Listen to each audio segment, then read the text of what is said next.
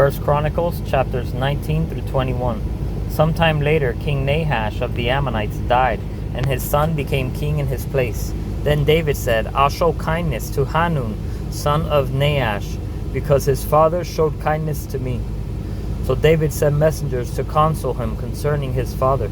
However, when David's emissaries arrived in the land of the Ammonites to console him, the Ammonite leaders said to Hanun, just because David has sent men with condolences for you, do you really believe he's showing respect for your father? Instead, having his emissaries come in order to scout out, overthrow, and spy on the land? So Hanun took David's emissaries, shaved them, cut their clothes in half at the hips, and sent them away. It was reported to David about his men, so he sent messengers to meet them. Since the men were deeply humiliated, the king said, Stay in Jericho until your beards grow back, then return. When the Ammonites realized they had made themselves repulsive to David, Hanun and the Ammonites sent 38 tons of silver to hire chariots and horsemen from Aram Naharaim, Aram Maacah, and Zobah. They hired 32,000 chariots and the king of Maacah with his army, who came and camped near Medeba. The Ammonites also came together from their cities for the battle. David heard about this and sent Joab and all the elite troops. The Ammonites marched out and lined up in battle formation at the entrance of the city, while the kings who had come were in the field by themselves. When Joab saw that there was a battle line in front of him and another behind him, he chose some of Israel's finest young men and lined up in formation to engage the Arameans. He placed the rest of the forces under the command of his brother Abishai. They lined up in formation to engage the Ammonites. If the Arameans are too strong for me, Joab said, then you'll be my help. However, if the Ammonites are too strong for you, I'll help you. Be strong. Let's prove ourselves strong for our people and for the cities of our God. May the Lord's will be done. Joab and the people with him approached the Arameans for battle, and they fled before him. When the Ammonites saw that the Arameans had fled, they likewise fled before Joab's brother Abishai and entered the city. Then Joab went to Jerusalem. When the Arameans realized that they had been defeated by Israel, they sent messengers to summon the Arameans who were beyond the Euphrates River. They were led by Shophak, the commander of Hadazer's army. When this was reported to David, he gathered all Israel and crossed the Jordan. He came up to the Arameans and lined up against them. When David lined up to engage them, they fought against him, but the Arameans fled before Israel. And David killed 7,000 of their charioteers and 40,000 foot soldiers. He also killed Shophak, commander of the army. When Hadazer's subjects saw that they had been defeated by Israel, they made peace with David and became his subjects. After this, the Arameans were never willing to help the Ammonites again. In the spring, when kings march out to war, Joab led the army and destroyed the Ammonites' land. He came to Rabbah and besieged it, but David remained in Jerusalem. Joab attacked Rabbah and demolished it. Then David took the crown from the head of their king, and it was placed on David's head. He found that the crown weighed 75 pounds of gold, and there was a precious stone in it. In addition, David took away a large quantity of plunder from the city.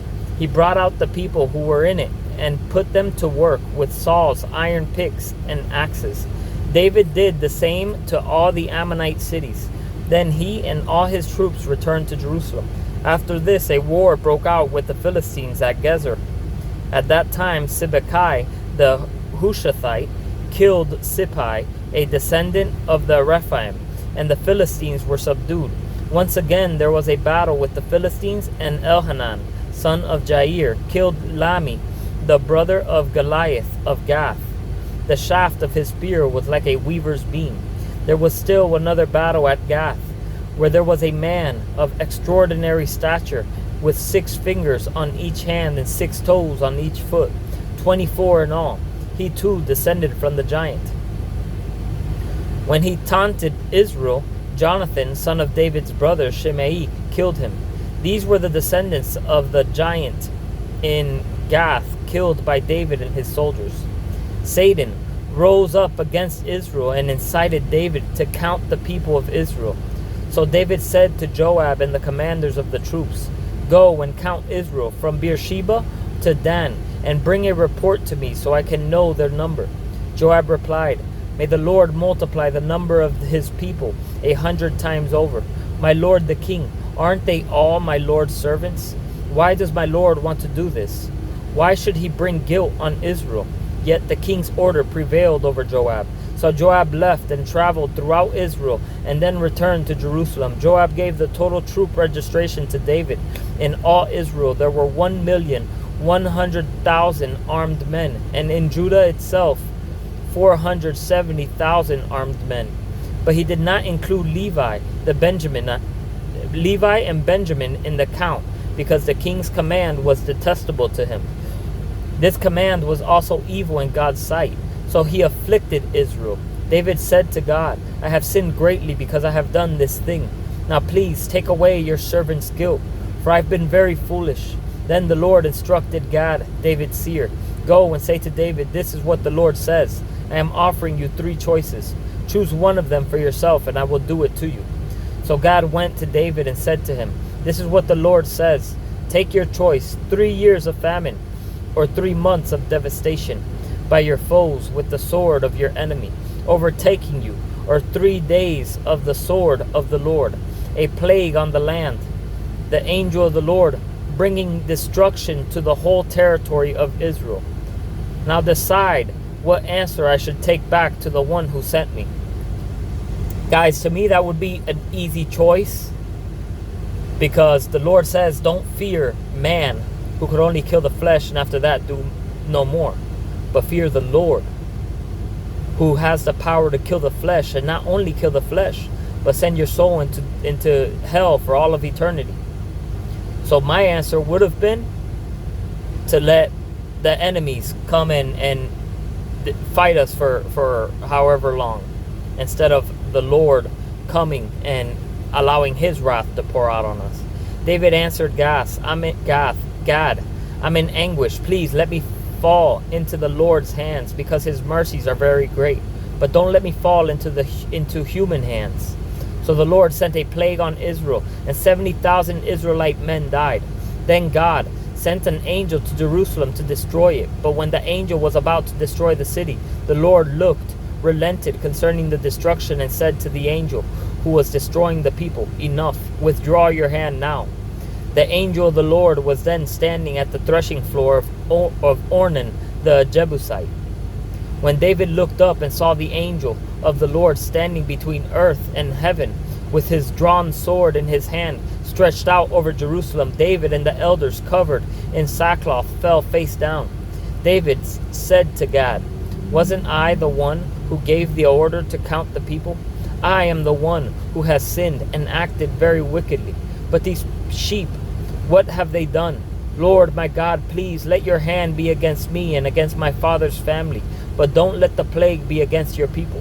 So the angel of the Lord ordered Gad to tell David to go and set up an altar to the Lord on the threshing floor of Onan the Jebusite. David went up at Gad's command, spoken in the name of the Lord.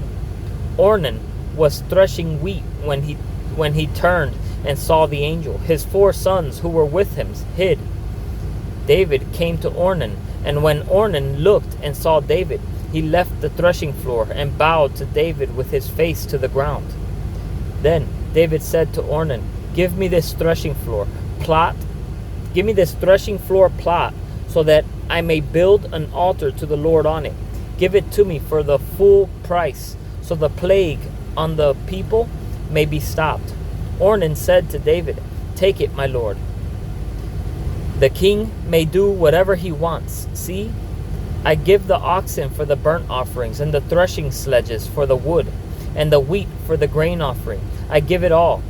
King David answered Ornan, "No, I insist on paying the full price, for I will not take for the Lord what belongs to you, or offer burnt offerings what cost me nothing."